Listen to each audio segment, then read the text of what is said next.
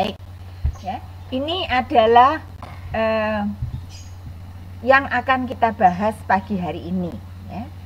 Luka yang disebabkan karena tusukan oleh gigi atau vulnus morsum, kita tahu bahwa ada dua macam, tadi sudah saya sebutkan, bahwa ada vulnus yang atau luka yang terbuka dan luka yang tertutup, ya.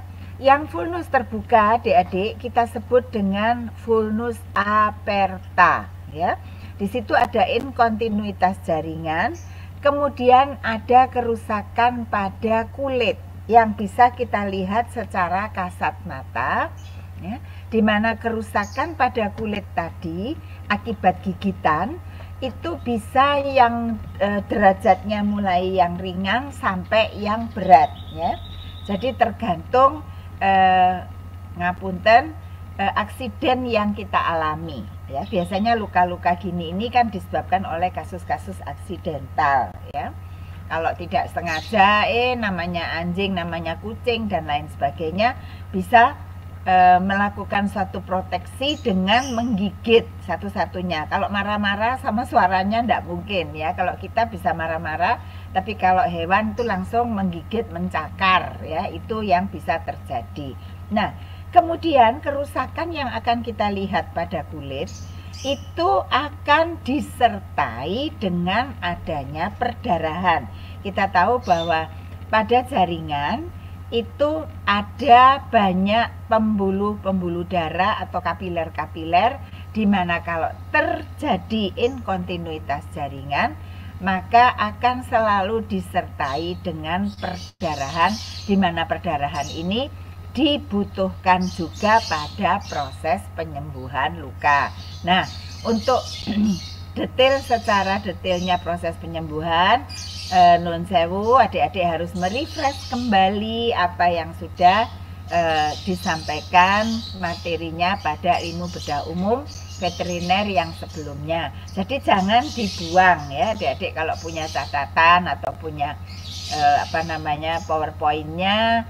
Nah, itu harus di-refresh kembali karena sekarang adik-adik sudah berada di jenjang yang atas, berarti semuanya yang ada di bawah ini sebagai pohon itu percabangan-percabangannya adik-adik harus sudah minimal bisa menguasai 85%. Tinggal merefresh yang 15% itu dari share yang akan diberikan oleh masing-masing dosen yang akan mengajarkan dan pengalaman yang adik-adik sendiri nantinya melihat di lapangan pada waktu melaksanakan praktek di rumah sakit hewan pendidikan kita, ya. Nah, ini yang perlu saya ingatkan kembali bahwa adik-adik jangan sampai wah wes mari wes sudah selesai, aku sudah enggak perlu yang lalu-lalu, enggak bisa. Apalagi kita sudah di atas di klinik. Klinik itu mencakup atau meliputi seluruh materi yang sudah diberikan ke adik-adik, ya. Mau tidak mau, inilah yang harus kita ketahui, harus kita kuasai. Ya, namanya manusiawi itu punya keterbatasan. Kita bukan suatu produk IT di mana tinggal di enter keluar semua, tapi dengan kita membaca, kita mengikuti postgraduate education, itu kita bisa menambah pengetahuan. Kemudian dengan share-share yang ada, kita bisa diingatkan apa yang sudah pernah kita terima sebagai materi, ya. Nah, saya akan lanjutkan. Kalau ada kerusakan jaringan pasti ada perdarahan. Perdarahan ini dibutuhkan untuk proses penyembuhan luka, ya. Nah, kemudian dengan adanya perdarahan, dengan adanya kerusakan jaringan atau inkontinuitas pada jaringan, tentunya kita pasti harus berpikir penyebabnya apa, ya. Penyebabnya di sini adalah kontak dengan benda yang runcing yang kita sebut dengan gigi, ya. Bisa oleh gigi bermacam-macam hewan, ya. Nah, kita ketahui bahwa pada hewan itu tidak selalu membersihkan kafum oris atau rongga mulutnya seperti pada kita. Kalau sikat gigi minimal 2 kali, sedangkan pada hewan syukur-syukur kalau pemiliknya rajin membersihkan atau rajin menyikat gigi hewan kesayangannya, ya.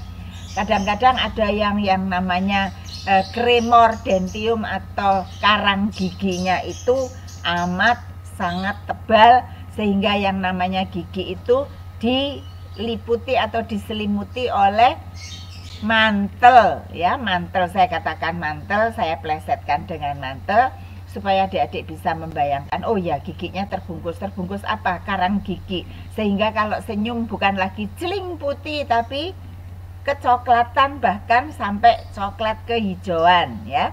Ini macamnya karang gigi ada banyak. Saya tidak akan menguraikan satu persatu karena itu bukan bagian saya hanya akan menunjukkan bahwa pada gigi itu bisa dilapisi oleh karang gigi, di mana karang gigi ini merupakan sisa-sisa dari makanan yang tidak dibersihkan, kemudian makin lama akan makin tebal menutup gigi yang asli, ya. Nah, kemudian pasti ada kontaminan di sini adalah mikroorganisme yang selalu menyertai. Loh, mulut kok ada mikroorganisme? Pasti ada, ya.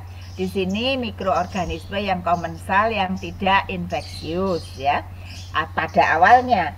Tapi nanti kemudian kalau kondisinya berkembang become worse, maka kondisi tadi menjadi infeksius, ya. Ini adik-adik yang seringkali kita jumpai, ya. Nah, kemudian yang perlu adik-adik ingat bahwa kondisi vulnus morsum ini adalah vulnus yang terbuka atau vulnus aperta, tapi tidak berhubungan dengan rongga tubuh. Tidak ada hubungannya dengan cavum abdominalis ataupun dengan cavum thoracalis, ya adik-adik. Jadi hanya terjadi pada bagian-bagian lain dari cavum abdominal atau cavum thoracalis, biasanya mengenai ekstremitas, ya, ataupun bagian-bagian yang lain yang tidak ada hubungannya dengan rongga-rongga tubuh, ya. Nah, sekarang kita tinjau macamnya apa saja vulnus morsum itu, ya. Kita tahu adik-adik bahwa penyebabnya bisa anjing, ya, yang berada di sekitar kita, ya, yang bisa seringkali kita kontak, dan kadang-kadang ya nuwun sewu jangan sampai kita selalu dalam bekerja itu harus ekstra hati-hati, dan katakanlah kita harus selalu berdoa mohon perlindungan dari yang di atas, ya, dari supaya kita dalam melakukan kegiatan tidak sampai terjadi apa-apa, tidak sampai terjadi hal-hal yang tidak kita inginkan, ya. Nah, kita punya anjing, kita punya kucing, ya, yang seringkali dibawa ke tempat praktek. Kadang-kadang ada kera, ya. Nah, kemudian sekarang ada yang suka exotic animal, ya, ada ular, ada iguana, ya, macamnya banyak. Kemudian yang lagi sekarang lagi anak-anak suka itu sugar glider, ya, seperti tikus tapi bisa terbang, ya. Mungkin adik-adik sudah sama-sama tahu semuanya, ya. Nah, ini yang kita sebut luka ini tadi kita hubungkan dengan kausanya atau penyebabnya. Kalau pada anjing kita sebut dengan vulnus morsum caninum, ya. Ini penyebabnya adalah gigitan anjing, bisa dalam sekali, bisa sampai sobek. Kalau mungkin adik-adik refleks, ya, menggerakkan bagian yang digigit, kemudian waktu jaringannya masih di cengkeram oleh giginya anjing tadi, bisa kadang-kadang ruptur atau sobek atau terkoyak, ya. Kemudian ada vulnus morsum felinidae, ini disebabkan oleh kucing, ya. Kucing giginya lebih runcing lagi, lebih kecil, lebih runcing, lebih sedikit lebih diameternya lebih kecil, ya, dan masuknya lebih dalam, dan kita tahu bahwa kucing itu mulutnya lebih kotor dari anjing. Siapa yang berani mau nyikat giginya kucing? Monggo, ya. Jadi nggak mungkin kalau kucing itu kita bersihkan, mau memberi minum saja untung-untung kalau tidak dijawil sama giginya, ya. Ini Kemudian kita tahu ada kera, ya. Kera ini hampir mirip dengan pada human kita sendiri. Jadi yang paling ditakuti adalah taringnya, makanya seringkali dipangur, dipotong atau dipendekkan, dikikis ya taringnya itu. Nah, ini disebut dengan Vulnus morsum macacus. Kemudian ada ular. Kita tahu ular itu giginya 2 di depan, tapi begitu menggigit ada lubang atau satu saluran dari kelenjar toksik yang bisa dikeluarkan, ya, disemburkan, sehingga bisa menyebabkan kita di samping luka juga mendapatkan hadiah tambahan, yaitu racunnya dari ular, ya. Ini disebut dengan Vulnus morsum serpentis, ya. Kemudian ada skorpion, ya. Kalau pada kita yang mempunyai horoskop Scorpio, wah hebat sekali, ya. Itu adalah satu hewan yang sangat ditakuti, bukan japitnya, bukan ini supitnya, tapi ekornya. Begitu balik, begitu langsung cus, ya. Cusnya itu diikuti dengan toksinnya juga, ya, racun yang akan ditusukkan bersama dengan ekor yang tadi marah. Kalau marah menusuk. Nah, ini akan menyebabkan perkembangannya nanti akan menjadi abses, di samping abses kondisi-kondisi yang lain, ya. Kemudian Vulnus morsum sapiens, masa ono menungso nyokot? Ya, bisa saja. Kalau biasanya ini yang paling sering terjadi pada anak-anak, ya. Oleh karena itu untuk anak-anak di kindergarten itu kita harus betul-betul pengawasannya, TK, playgroup. Namanya anak-anak kalau berantem tangannya temannya dipegang langsung digigit. Nah, ini yang seringkali terjadi, ya, sehingga masih ada saja kasus-kasus yang disebut dengan Vulnus morsum sapiens, ya, disebabkan karena gigitan anak-anak, ya, namanya pada manusia. Bukan yang namanya Dracula atau Draculi, itu hanya film fiktif, ya, adik-adik. Tapi ngapunten, adik-adik sudah dewasa, kadang-kadang kita tahu ada gigit sayang, ya. Gigit sayang lain lagi, tidak sampai menimbulkan jaringan itu menjadi terkoyakkan, ya. Jadi ini adalah macam-macam contoh yang bisa menyebabkan inkontinuitas jaringan yang termasuk ke dalam Vulnus aperta, ya. Dengan kerusakan jaringan yang ringan sampai berat, kemudian ada perdarahan pasti, kontaminasi mikroorganisme itu pasti, namun tidak berhubungan dengan kafum abdominal ataupun kafum torakal yang termasuk ke dalam rongga tubuh, ya. Ini adik-adik. Nah, kalau kita berbicara mengenai luka tadi, pasti kita tahu ada kontaminasi, ya. Kemudian luka itu, kalau kita lihat secara kasat mata di bagian kulitnya, seringkali lebih cepat tertutup. Jadi penyembuhan pada kulit itu lebih cepat daripada atau dibandingkan dengan apa yang akan terjadi, apa yang akan berkembang di bagian dalam dari kulit yang sudah tertutup tadi, ya.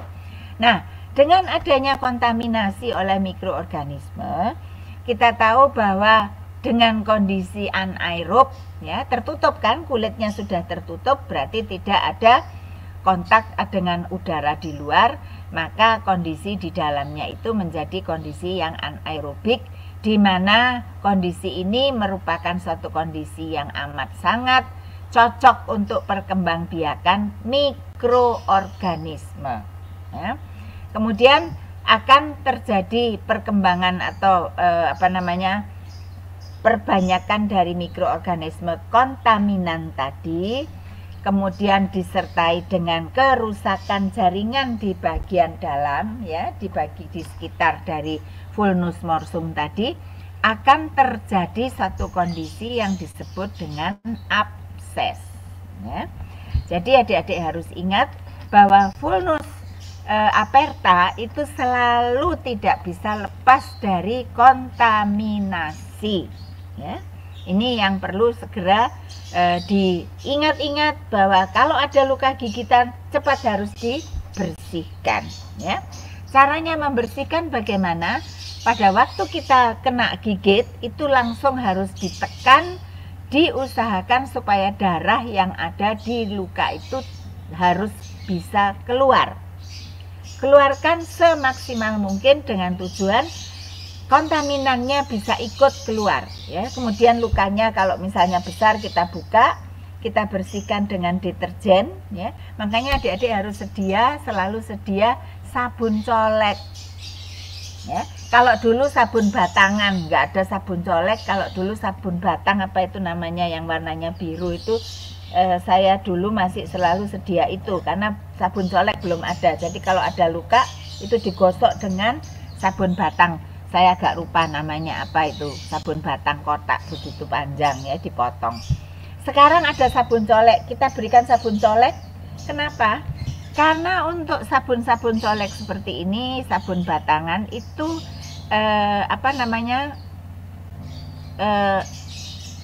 kepekatan ya, kepekatan konsentrasi dari deterjennya itu lebih tinggi ya, sehingga bisa menembus atau menghilangkan kontaminan yang ada pada luka atau vulnus morsum yang kita alami ya. Ditekan dengan air mengalir ya, jadi keran kita buka airnya kecil, kemudian ditekan terus sampai keluar darahnya.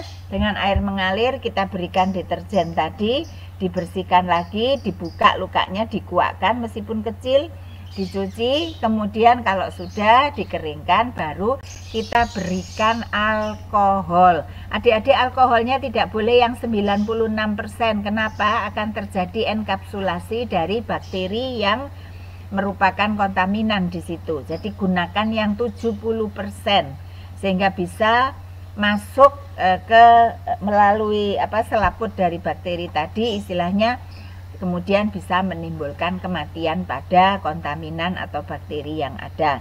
Jadi jangan nanti punya pikiran, semakin pekat semakin baik. Tidak boleh, karena kita sudah mengerti bahwa terlalu pekat juga tidak akan baik, akan menimbulkan atau merangsang atau merangsang lah, atau membuat kuman tadi membentuk kapsulnya, jadi menutup, melindungi diri sehingga tidak akan bisa terjangkau oleh alkohol yang terlalu tinggi konsentrasinya tadi ya. 70% adalah kondisi yang ideal ya. Kita bersihkan dengan alkohol, kalau sudah baru kita olesi antiseptik, kita bisa pakai povidone iodine ya, kita bersihkan. Kemudian yang harus adik-adik ingat, jangan dibalut ya. Kalau dibalut kita akan membuat kondisi luka tadi menjadi luka yang anaerob ya. Ini yang bahkan bisa menimbulkan atau menjadi perkembangan dari luka tadi menjadi lebih buruk ya, karena akan merupakan media yang baik dari kuman tadi untuk berkembang biak ya. Jadi harus tetap terbuka ya. Nah terus pripun kalau mau ngasih obat gimana? Boleh diberikan misalnya krim ya, jadi obat-obatan antibiotik yang dalam bentuk krim ya. Kenapa kok harus krim? Bulian ini kok mesti senengane krim? Nggih, karena krim itu penyerapannya lebih maksimal. Kalau kita gunakan yang vaselin, yang ointment, itu penyerapannya lama adik-adik ya. Jadi kita gunakan krim base sehingga lebih cepat diserap. Kemudian ditutup, kasanya tipis aja, 2 lapis cukup, tipis, sehingga proses oksigenasi dari jaringan atau oksigenasi bagian yang luka tadi akan tetap berjalan dengan sempurna sehingga tidak menimbulkan kondisi yang anaerob ya.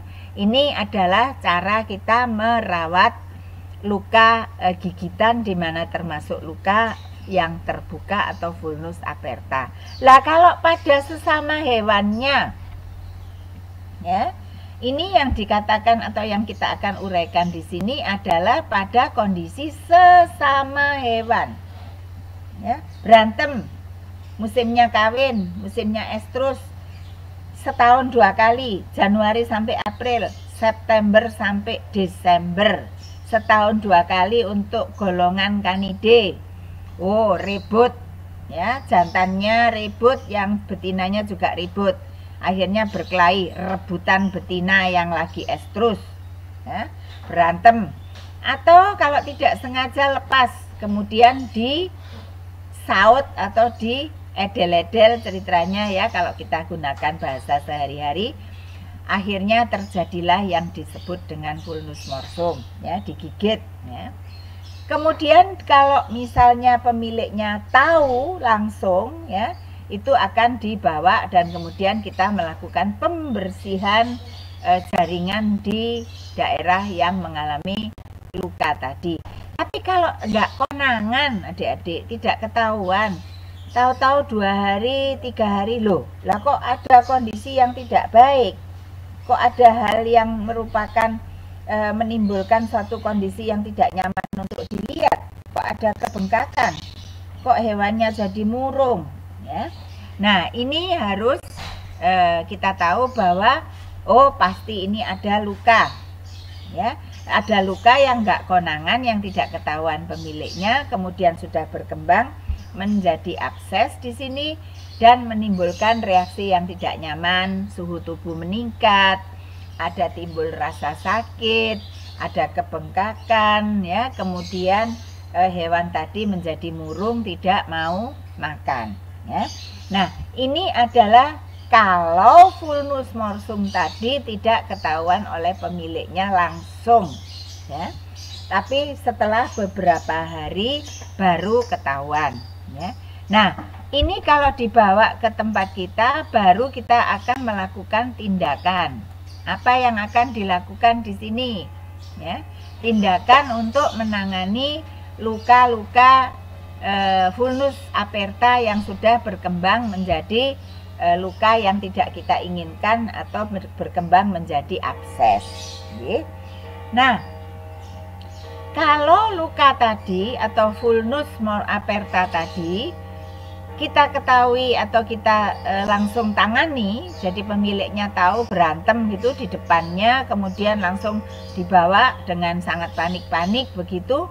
Nah, tindakan yang bisa kita kerjakan di sini ada 2, ya. Ini adalah satu tindakan yang bisa dilakukan pada kondisi luka yang baru, ya. Bisa dilakukan eksisi jaringan, bisa dilakukan debridement, ya. Apa ini eksisi jaringan, debridement? Untuk apa? Tujuannya untuk apa? Wis luka kok tambah dibuat luka, ya. Nah, tujuannya adalah untuk meng-create atau menciptakan suatu kondisi di mana jaringan yang tadinya mengalami luka yang tidak beraturan bentuknya, kita buat menjadi luka dengan kondisi jaringan yang segar. Ya, ini adik-adik. Jadi kita melakukan 2 tindakan, boleh dipilih mana yang mau. Kita bisa melakukan eksisi jaringan dan debridement. Loh, tapi ya milihnya. Milihnya adalah kita melihat kondisi lukanya. Kalau lukanya tidak terlalu parah, bisa kita lakukan tindakan yang agak ringan, yaitu dengan melakukan debridement. Debridement ini apa sih, Nak? Debridement ini kita kerok, kita bersihkan permukaan dari luka tadi dengan menggunakan satu alat yang disebut dengan kuret. Kuret kayak kalau kita seringkali kalau untuk supaya tidak lupa mengingat, seperti prinsipnya mirip dengan sendok atau alat yang untuk membuat es buah itu, ya, bulat begitu, tapi ini tidak bulat, agak oval. Kemudian tepi-tepinya itu sedikit tajam, tidak setajam pisau, ya, tapi dibuat agak tajam sehingga kalau kita kerokkan atau kita dibuat untuk ngerok begini, jaringan yang dikuret ini tadi akan permukaannya akan ikut, ya. Jadi kalau ada misalnya bagian yang nekrotik atau ada bagian yang katakan jaringannya mengalami kerusakan, itu bisa kita bersihkan, ya, dengan kuret ini sehingga nantinya bagian-bagian jaringan yang nekrose, ya, itu akan ikut terangkat, kemudian akan terlihat kembali adanya perdarahan, ya. Kalau tadi sudah tidak terlihat perdarahan karena sudah kering, luka itu umurnya paling tidak sudah mencapai sehari, ya. minimal sehari atau 1,5 hari. Ini biasanya lukanya sudah mengering, tidak ada perdarahan. Ini kita bersihkan, kita kuret, kita kerok dengan satu alat yang disebut dengan kuret. Kuret macam-macam bentuknya, ada yang bulat, ada yang oval ya, seperti sendok buah itu. Nah, dikerok. Nah, kemudian setelah dikerok akan timbul satu kondisi di mana luka tadi menjadi luka yang jaringannya segar. Ya. Selanjutnya baru kita bersihkan dengan mild antiseptik. Mild antiseptik di sini bisa kita gunakan dua pilihan. Yang pertama dengan Rivanol. Rivanol ini dalam bentuk bubuk yang dilarutkan. Ya. Kemudian ada yang dalam bentuk yang biasa kita pakai, povidone iodine. Ya, povidone iodine ini bisa dilarutkan dengan Aquades. Tidak usah terlalu tua, buatnya seperti air teh. Ya. Kita bersihkan semuanya, setelah dibersihkan, dikeringkan, kemudian kita taburkan sedikit antibiotika topikal. Biasanya kita gunakan nebacetin powder di situ ya, isinya antara lain basitrasin. Ya, kemudian setelah kita taburkan, kita lihat kalau sudah bersih, baru kita lakukan penjahitan luka, ya, dijahit kembali. Ya. Nah, kemudian kalau misalnya luka tadi agak lebar, permukaannya lebar dan kadang-kadang ada sebagian jaringan yang hilang, atau sebagian kulitnya sobek, terkoyak, kemudian mengalami nekrose dan kita harus melakukan eksisi jaringan untuk membersihkan kondisi nekrotik yang ada. Ya. Jadi kalau eksisi di sini berarti kita membuang, bukan hanya melakukan pembersihan pada permukaan kedua tepi luka tadi, tapi ini harus ada yang dibuang. Ya. Nah, untuk membuang ini kita harus mengambil atau melihat apakah memang kerusakannya parah, apakah sudah sampai terjadi nekrose atau pengeringan jaringan. Kalau memang sudah terjadi seperti itu, kita melakukan pembuangan dengan melakukan prosedur eksisi jaringan. Ya. Untuk eksisi ini kita gunakan alat biasanya pakai gunting. Ya, adik-adik, gunting itu bisa kita pilih disesuaikan dengan kondisi lokasi dari luka tadi. Bisa kita ambil yang lengkung, adik-adik, ya. Ujungnya bisa yang tumpul-tumpul, ya. Biasanya kita gunakan yang lengkung dan ujungnya tumpul-tumpul, ya. Bisa adik-adik pilih yang lurus, bisa, ya. Tergantung dari lokasi terjadinya luka tadi. Ya, kalau memang lokasinya agak sempit, kita pilih gunting yang lengkung, ya. Yang bengkok, yang ujungnya tumpul-tumpul boleh, ya. Nah, kita gunting sebagian. Harus diingat adik-adik, pada prinsipnya untuk melakukan eksisi jaringan itu jangan terlalu banyak yang harus atau yang kalian buang. Secukupnya. Nanti kita berpikiran, oh iki kudu resik, harus bersih, buang sebanyak-banyaknya. Setelah dibuang sebanyak-banyaknya, mau dipertautkan sudah tidak bisa. Ya. Ini yang harus dipikirkan atau harus dipertimbangkan baik-baik, saya membuangnya harus seberapa banyak. Ya. Secukupnya, asal bagian yang nekrose harus ikut, harus tereliminasi, sehingga luka tadi menjadi luka yang jaringannya segar, yang kembali mengeluarkan darah. Secara kasat mata kita bisa melihat bahwa ada darah yang keluar dari kedua tepi permukaan luka tadi. Ya. Ini adik-adik. Nah, kalau kita melakukan eksisi, pembuangan sebagian jaringan nekrose, ini biasanya pada luka-luka yang umurnya sudah kurang lebih 2 hari atau 3 hari. Ya.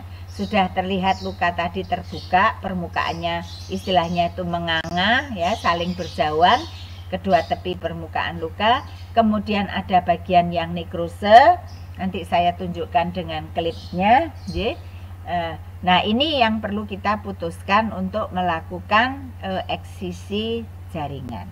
Nah, Kemudian kalau tindakan eksisi jaringan yang kita kerjakan atau kita ambil keputusannya, maka pasti ada bagian-bagian luka atau ada bagian dari luka tadi yang terbuang.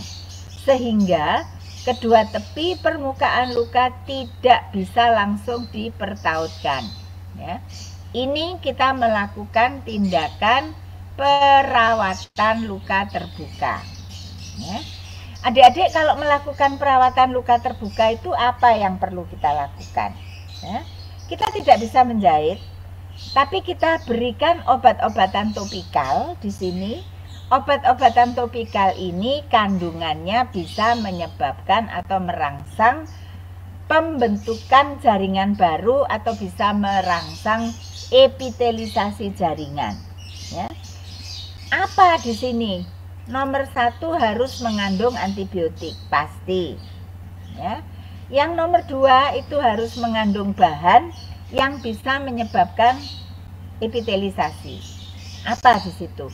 Bisa yang mengandung vitamin A, bisa yang mengandung vitamin C, vitamin E, ya, kemudian kolagen atau plasenta. Ya, apa ini yang bisa kita pakai? Kita bisa menggunakan bioplacenton jelly. Itu ada dijual dalam bentuk gel, dia transparan, ya, tidak lengket, warnanya jernih. Itu kita oleskan pada permukaan luka yang sudah kita bersihkan, sudah kita lakukan eksisi. Kemudian kita tutup dengan kasa tipis, jangan terlalu tebal. Gunakan kasa steril atau kadang-kadang kita bisa menggunakan sofratul. Ya, sofratul itu sudah dikemas, bentuknya seperti jaring, ya, net. Kemudian mengandung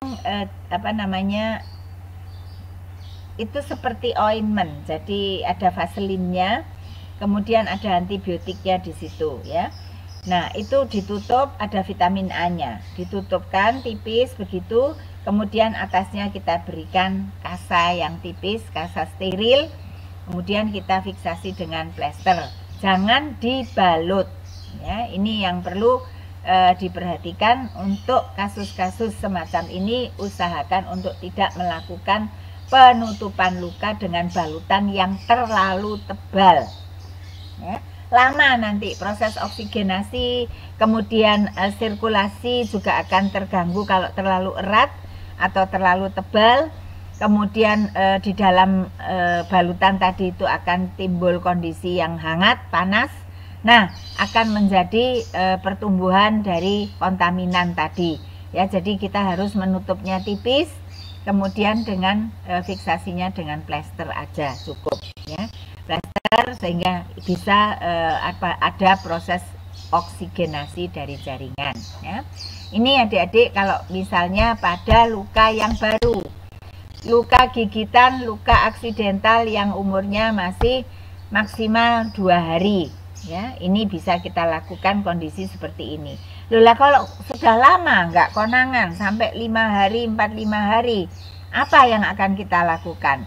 Itu menjadi apa? Luka yang bagaimana? Kalau sudah lebih dari 3 hari sampai kadang 5 hari, itu akan kita lihat yang disebut dengan abses. Ya. Abses ini adalah luka yang tertutup, kulitnya tertutup, ya. Kemudian di dalam atau di bawah kulit tadi, di antara kulit bagian dalam dan permukaan muskulatur, itu akan terjadi akumulasi dari nanah. Nanah itu adalah luruhan sel jaringan, jadi jaringan nekrotik, plus ada kontaminannya, ada kuman pembentuk nanah, Staphylococcus biasanya.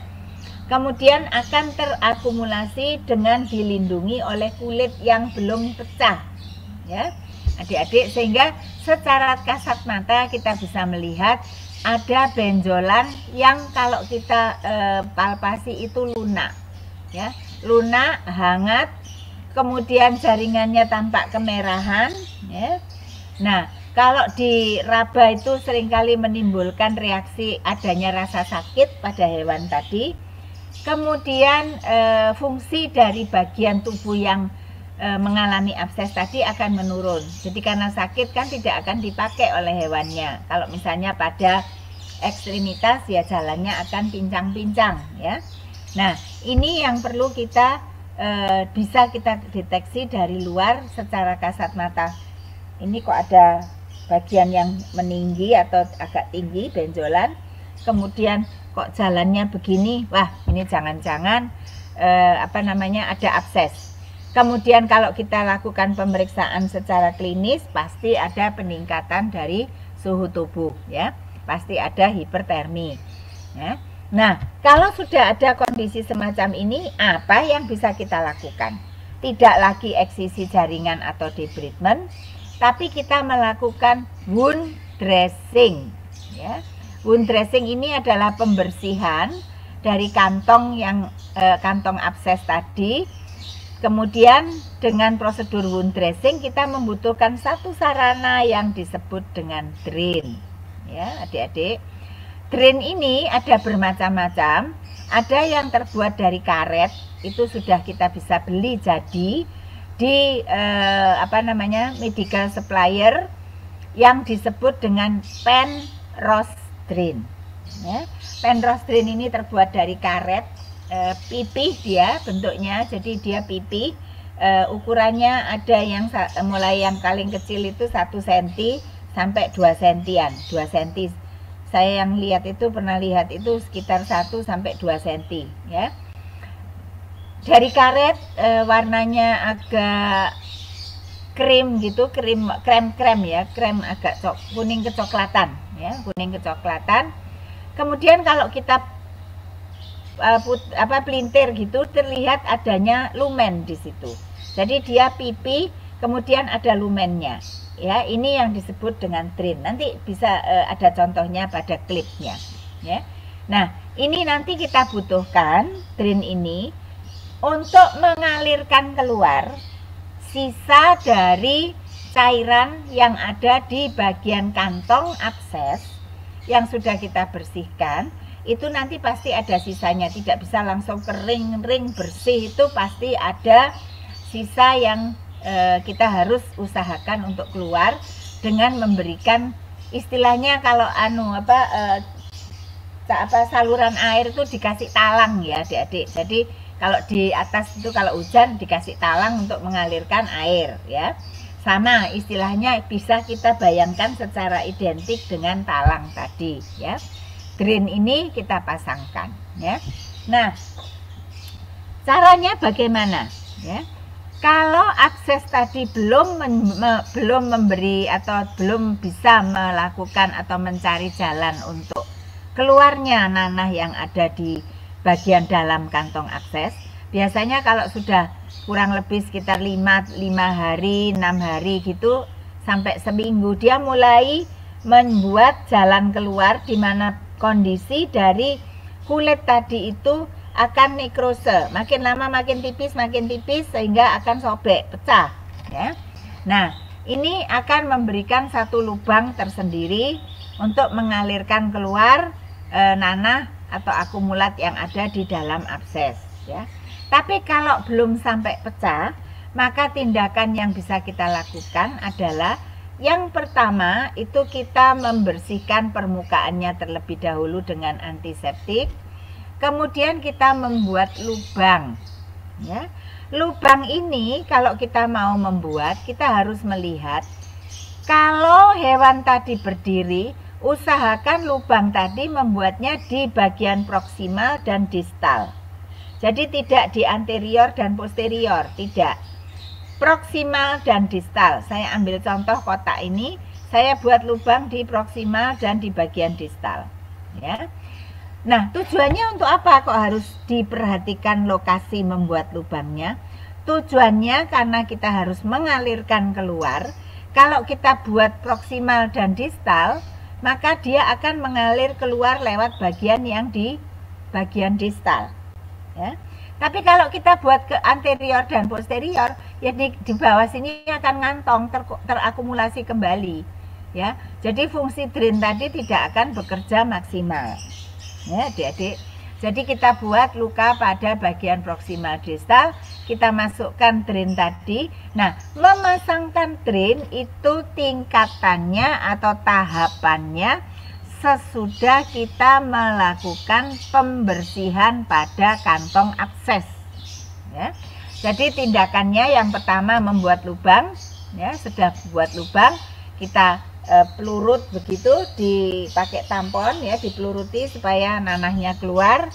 Kalau sudah nanahnya keluar, sudah tidak terlihat lagi nanah, kita flushing, kita cuci, kita irigasi, ya, dengan menggunakan mild antiseptik. Mild antiseptik ini bisa kita buat yaitu dengan Aquades steril, kita berikan betadine beberapa tetes. Kemudian kita masukkan dengan menggunakan spet, ya, tanpa jarum. Kita masukkan lewat lubang yang sudah kita buat tadi, ya, dimasukkan. Kemudian kita tutup lubangnya dengan jari, kita masas.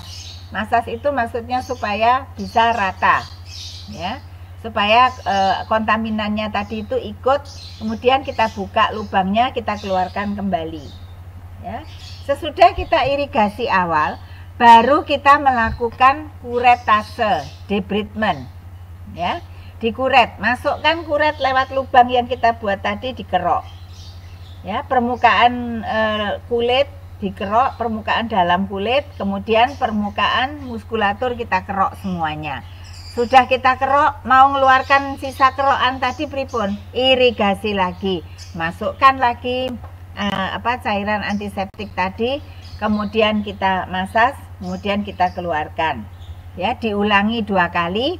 Kemudian yang ketiga, kita buat cairan Aquades steril, kita berikan antibiotik, antibiotik yang water soluble, yang bisa larut di air. Apa yang bisa kita pilih? Kita gunakan aja, bisa kanamisin atau ampicillin. Ampicillin itu biasanya kemasannya dalam bentuk ampicillin, ada injeksi, ada yang visilin, ya.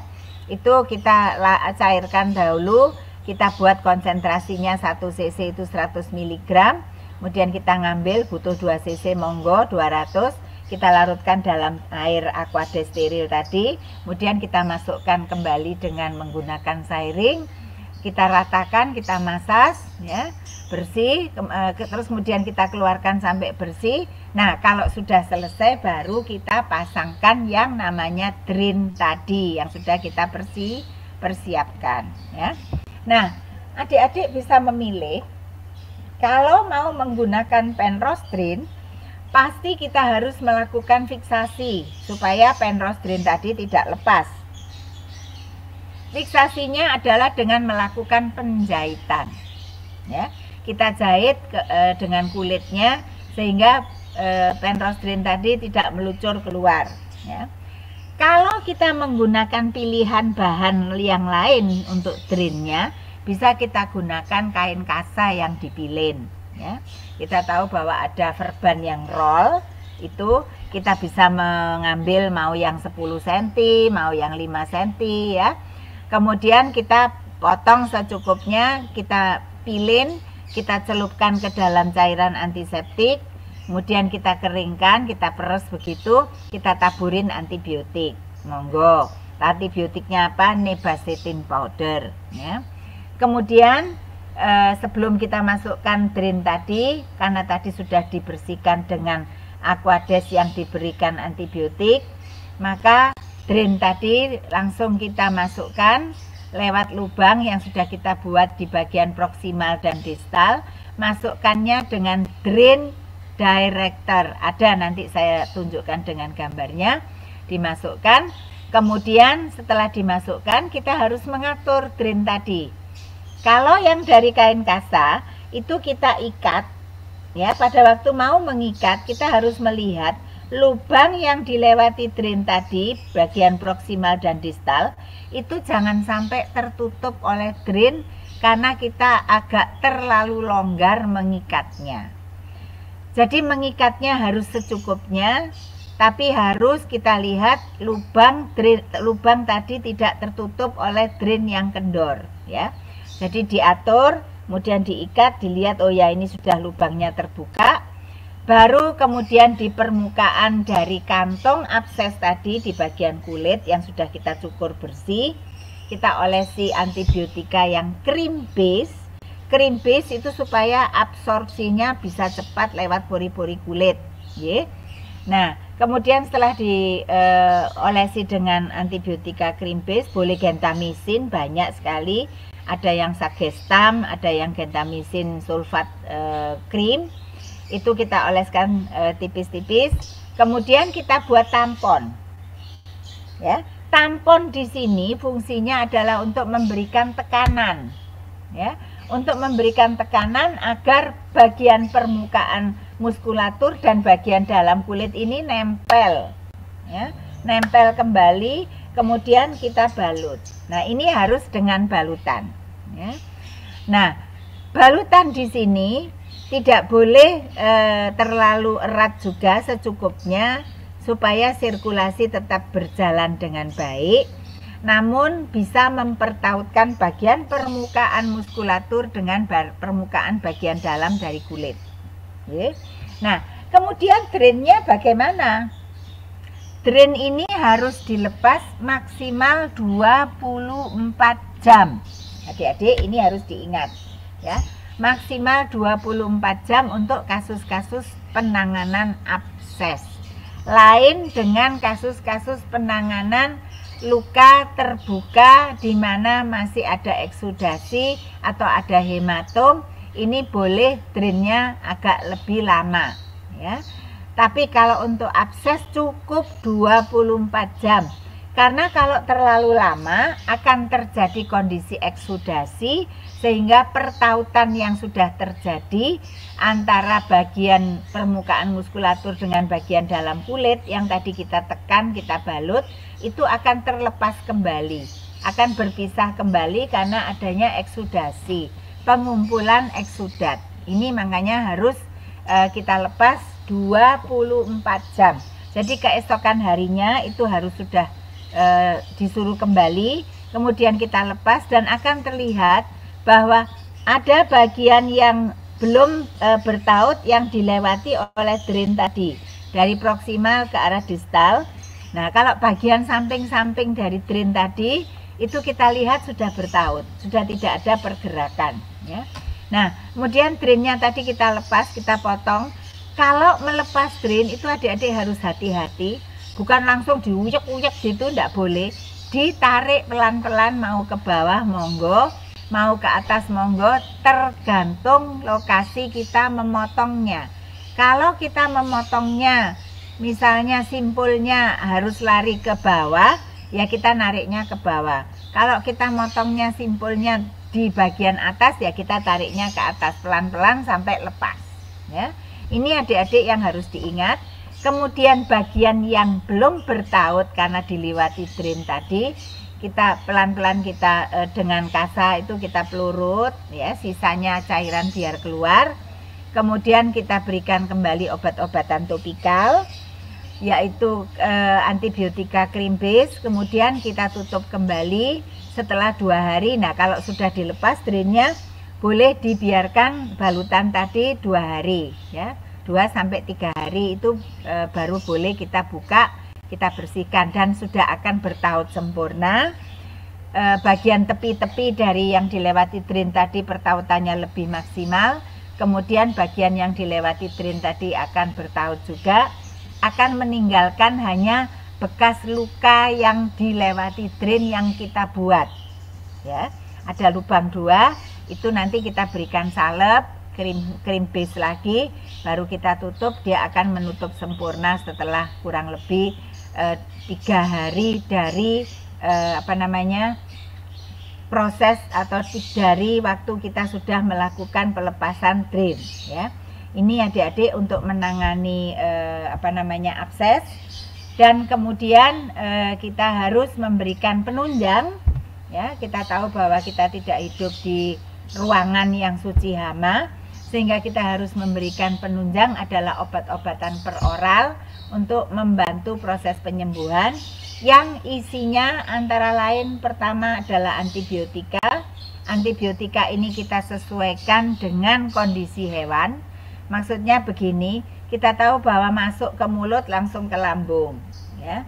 Nah, ini harus kita sesuaikan. Kalau anjingnya agak tua, kita harus hati-hati, jangan sampai mengiritasi lambung, ya. Jadi nanti wis pokoknya pukul rata. Kalau bagus katanya yang bagus itu ciprofloxacin, wes kasih ciprofloxacin, atau asitromisin, eritromisin, kasih eritromisin, tapi tidak memikirkan kondisi lambungnya.